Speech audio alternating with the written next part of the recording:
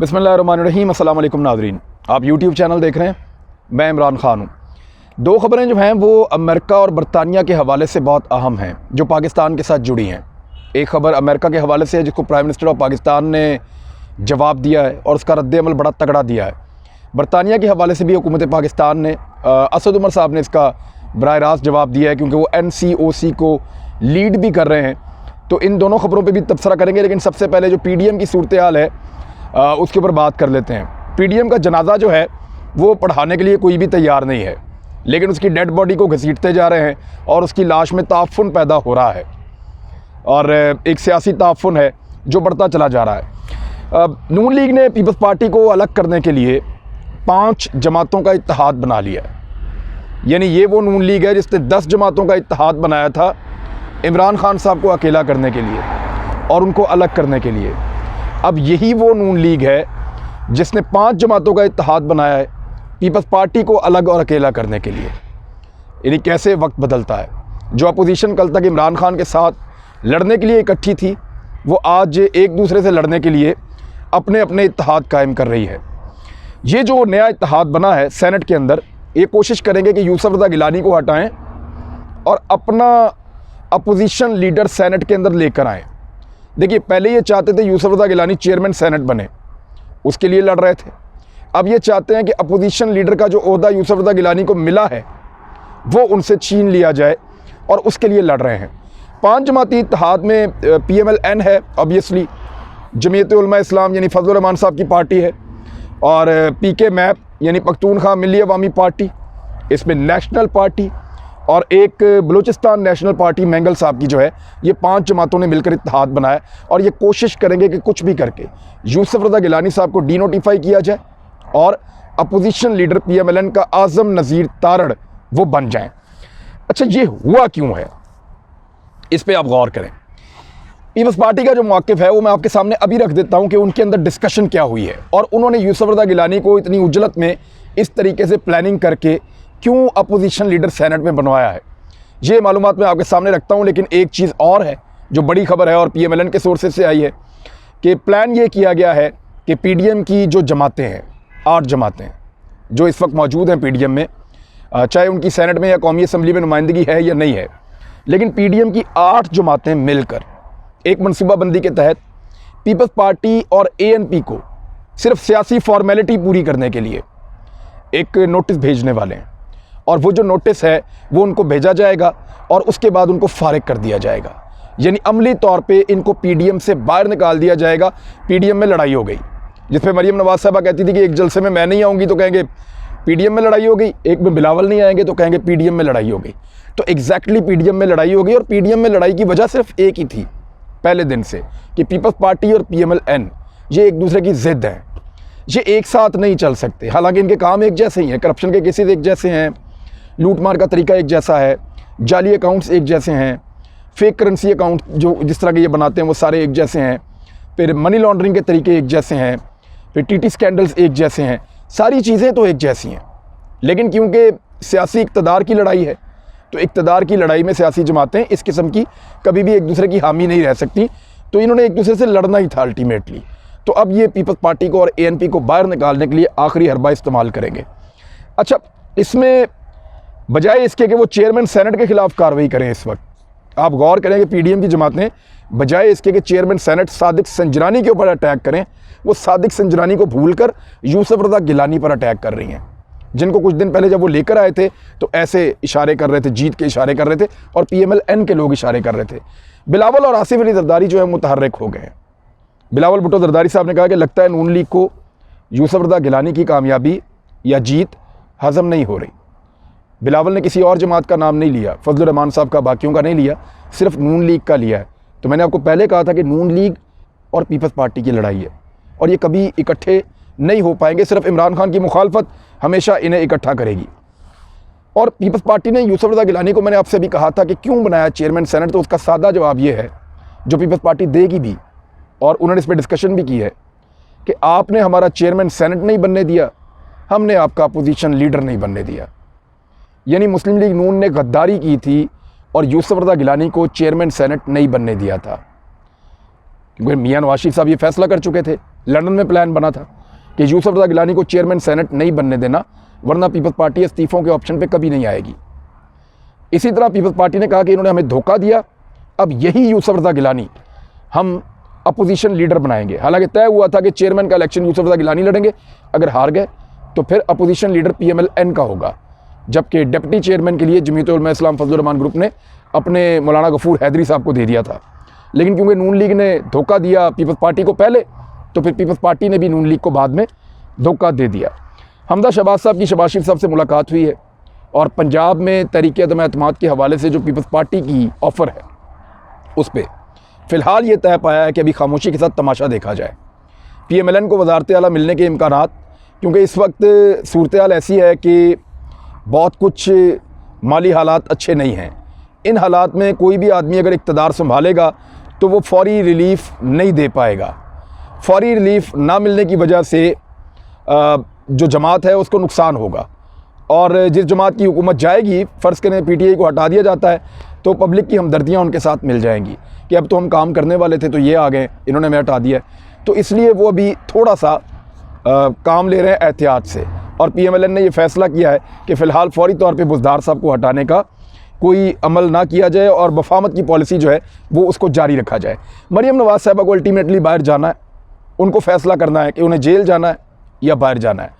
बाहर जाने के लिए मिन्नतें तरले शुरू हो गए हैं, मुख्तलिफ़ हलकों से बातचीत हो रही है, बहुत ज़्यादा ज़ोर लगाया जा रहा है और कोशिश की जा रही है कि मरियम नवाज़ साहिबा को किसी भी शर्त पे, किसी भी कंडीशन पे नवाज़ शरीफ साहब के इलाज के बहाने या मरियम नवाज़ के अपने इलाज के बहाने पाकिस्तान से निकाला जाए और उन्हें बाहर बरतानिया भेज दिया जाए। आने वाले दिनों में अचानक आपको खबर मिल सकती है कि नवाज़ शरीफ साहब की तबीयत ज़्यादा ख़राब हो गई है, जिस बिना पर मरियम नवाज़ साहिबा को फ़ौरन बरतानिया रवाना होना पड़ गया है। मैं फिर कह रहा हूँ, आने वाले दिन में आपको ये खबर मिल सकती है कि मियां नवाज़ शरीफ साहब की तबीयत अचानक बहुत ज़्यादा ख़राब हो गई है, जिस वजह से इंसानी हमदर्दी की बिना पर मरियम नवाज़ साहिबा को फ़ौरन बरतानिया रवाना होना पड़ गया है। ये खबर एग्जैक्टली इन्हीं अल्फाज के अंदर आप सुनेंगे। अमरीकी सदर जो बाइडन ने, अब आ जाए उस मामले में जो अमेरिका और बरतानिया का है। अमरीकी सदर जो बाइडन ने 40 मुल्कों के लोगों को बुलाया और वर्चुअल कॉन्फ्रेंस की, और की किस पे? क्लाइमेट चेंज पे, जो हमारे पाकिस्तान के प्राइम मिनिस्टर का सबसे फेवरेट सब्जेक्ट है, जिस पे वो सबसे ज़्यादा काम करते हैं। उन्होंने इस पर तहकीक भी की है और 7 साल से वो पाकिस्तान में इस पर काम कर रहे हैं। 5 साल KP में करके आए और अब 2 साल से पूरे पाकिस्तान में कर रहे हैं, तो उनका 7 साल का तजुर्बा भी है। तो प्राइम मिनिस्टर ऑफ पाकिस्तान पे बड़ी तनकीद हो रही थी कि जो बाइडन ने आपको नहीं बुलाया। भाई वो बुलाएंगे भी नहीं, अब वो आपका कैंप नहीं है, आपका कैंप रशिया, चाइना, ये आपका कैंप है, और अमेरिका आपसे कुछ चीज़ें मांग रहा है, आप उनको वो नहीं दे रहे। जब आपको वो नहीं देंगे, आप उनको उनकी मर्ज़ी की चीज़ें नहीं देंगे, जब आप उनकी डू मोर की पॉलिसी नहीं मानेंगे, तो वो आपको कुछ ना कुछ तो ब्लैकमेल करने के लिए करेंगे। अब यहाँ पे ऐसा हुक्मरान तो है नहीं जिसको वो एक फ़ोन कॉल करें और वो लेट जाए, तो ये थोड़ा सा फ़र्क है इमरान खान का। तो इमरान खान को दबाने के लिए उनको बड़े आला दर्जे के जो हैं वो खारजी टूल्स इस्तेमाल करने पड़ रहे हैं, जिनमें से एक ये भी है कि 40 मुल्कों को बुलाया और इमरान खान को नहीं बुलाया। ये अफसोसनाक है, एक ऐसे आदमी को ना बुलाना जिसकी तारीफ़ पूरी दुनिया करती है। WHO भी उसकी तारीफ़ करता है, उसकी तारीफ़ जो है अभी वर्ल्ड इकनॉमिक फोरम की रिपोर्ट आई उसमें तारीफ़ की गई। जो दुनिया भर में जो इन्वायरमेंट और मालियाती आलूदगी के हवाले से जितने भी फोरम्स काम कर रहे हैं वो इमरान खान की तारीफ़ कर रहे हैं। खान साहब ने इसके ऊपर एक ट्वीट्स किए हैं और अमेरिका को मुंह तोड़ जवाब दिया। उन्होंने कहा हमारा आज़म है सरसब्ज़ व शादाब पाकिस्तान आइंदा नस्लों के लिए, इस पर उन्होंने जिक्र किया। फिर उन्होंने कहा कि 10 अरब दरख्तों का सुनामी हम लेकर आ रहे हैं और माहौल दोस्त इक़दामात कर रहे हैं, दरियाओं की सफाई कर रहे हैं। 7 बरसों का तजर्बा है मेरा इस काम का, हमारी पॉलिसीज़ की तारीफ़ें हो रही हैं। कोई रियासत हमारे तजर्बे से फ़ायदा उठाना चाहे तो हम उसकी मदद करने के लिए तैयार हैं। मालियाती तब्दीलियों पर अक़वाम मुत्तहिदा के 2021 का जो एक इजलास हुआ है जिसको COP26 कहते हैं, उसमें अपनी तरजीहात भरपूर तरीके से मैं उनकी वजाहत कर चुका हूँ और दुनिया उससे फ़ायदा उठा सकती है। तो प्राइम मिनिस्टर ऑफ पाकिस्तान को किसी फोरम की, किसी इजलास की, इन चीज़ों की ज़रूरत नहीं है। आलमी इदारे और पाकिस्तान का जो तूलो अर्ज़ में जहाँ उन्होंने ये काम किया है वो ख़ुद गवाही दे रहे हैं कि उन्होंने ये बिलियन ट्री सुनामी का जो मंसूबा था, अगर आप ये ना कहें, अगर आप ये नहीं मानते कि ये बहुत अच्छा नहीं था, तो आप ये नहीं कह सकते कि ये बहुत बुरा था।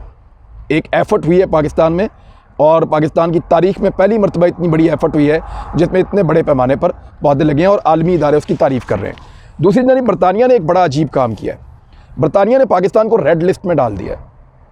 यानी जो पाकिस्तानी बरतानिया में ट्रैवल करके जाएंगे उनको 10 दिन तक करंतना में रहना पड़ेगा होटल के अंदर, और उसके बहुत ज़्यादा हज़ारों पाउंड उसके अखराजात होते हैं, बड़े खर्चे उनको उठाने पड़ेंगे, स्पेशल टेस्ट के प्रोसेस से गुजरना पड़ेगा, और उसके बाद वो बरतानिया में ट्रैवल करने की पॉलिसी पे अमल पैरा हो सकते हैं।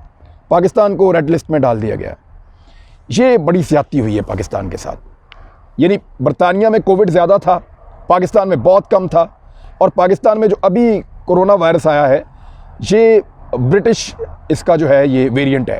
प्राइम मिनिस्टर ऑफ पाकिस्तान ने भी कहा कि इस वक्त जो कोरोना की वैरायटी पाकिस्तान में है ये बरतानिया से आई है, एग्जैक्टली वहीं से आई है, ये वहाँ की ही है और ये मेडिकली प्रूवन है।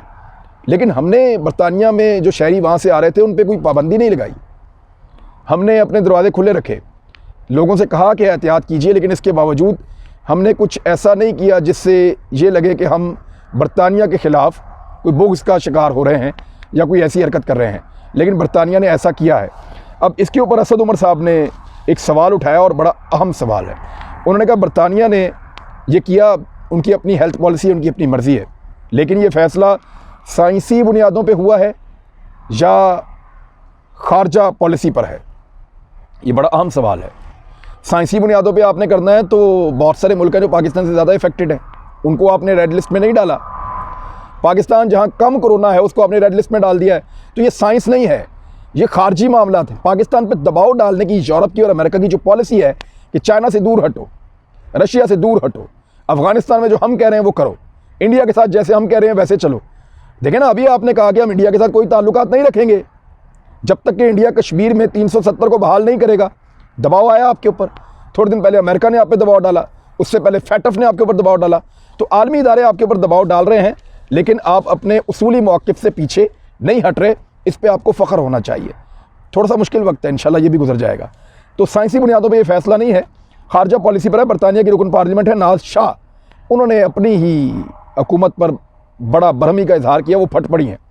उन्होंने कहा पाकिस्तान पर जो पाबंदी लगी है रेड लिस्ट की, ये समझ से बालातर है। ये किस साइंसी डाटा की बुनियाद पर लगाई गई है, इसका कोई रिकॉर्ड है तो फराहम किया जाए। भारत, फ्रांस और जर्मनी में कोरोना वायरस पाकिस्तान की निस्बत ज़्यादा है, लेकिन उनको रेड लिस्ट में नहीं डाला गया। कितना अनफॉर्चुनेट है, ना भारत को डाला, ना फ्रांस को डाला, ना जर्मनी को डाला। हालांकि वहाँ पे कोरोना वायरस पाकिस्तान से ज़्यादा और मुतासर कुन भी ज़्यादा है, ख़तरनाक भी ज़्यादा है, लेकिन इसके बावजूद उन पर यह पाबंदी नहीं लगी। तो ये जिस किस्म की रेड लिस्ट है, इसकी वजह से 10 दिन तक होटल में करंतना होना पड़ेगा। बहरहाल फ़िलिपाइन को, कीनिया को और बांग्लादेश को, यानी हम लोगों को डाल रहे हैं, गरीब मुल्कों को इसके अंदर। तो गुर्बत की भी एक सज़ा होती है।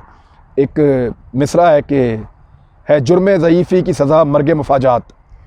तो ये आपको जो कमज़ोरी है, जो गुर्बत है, उसकी कीमत तो आपको पे करनी पड़ती है। बहरहाल पाकिस्तान ने बरतानिया पर पाबंदी नहीं लगाई थी, लेकिन बरतानिया ने पाकिस्तान पर पाबंदी लगाई है। अच्छी बात क्या है कि इस दफ़ा हमारे हुक्मरान के बच्चे तो बरतानिया में रहते हैं, लेकिन वो उनसे डरता नहीं है। खुल के आपके एक वफाकी वज़ीर ने कहा कि बरतानिया ने ये क्यों लगाई थी पाबंदी, और उनके ऊपर तनकीद की और खुलकर बात की। माजी के हुक्मरान ये कर नहीं पाते थे क्योंकि उनकी जायदादें वहाँ पे थी। उनको डर था कि कहीं वो लोग नाराज़ हो गए तो हमारे पोल ही ना खोल दें। तो यहाँ पे तो कुछ ऐसे पोल है नहीं इनके पास खुलने के लिए, लिहाजा कम से कम इन मुल्कों को खुलकर जवाब तो दे रहे हैं, चाहे वो अमेरिका है या बरतानिया है। ये फ़र्क समझिए। पाकिस्तान इंशाल्लाह तरक्की भी कर लेगा, आगे भी बढ़ जाएगा। हमारे अंदर पोटेंशल है, हम हमेशा गरीब नहीं रहेंगे, हमारी जोग्राफियाई अहमियत बहुत है, हमें आगे निकलना ही निकलना है। लेकिन जो ज़रूरत इस वक्त इन दो मामलात में आपने देखी है, और ख़ास तौर पे जो इंडिया के मामले में, इसकी आपको ज़रूरत है, और इसी के साथ कोई कौम आगे बढ़ सकती है। अपना ख्याल रखिएगा, अपने चैनल का भी। अल्लाह हाफ़िज़।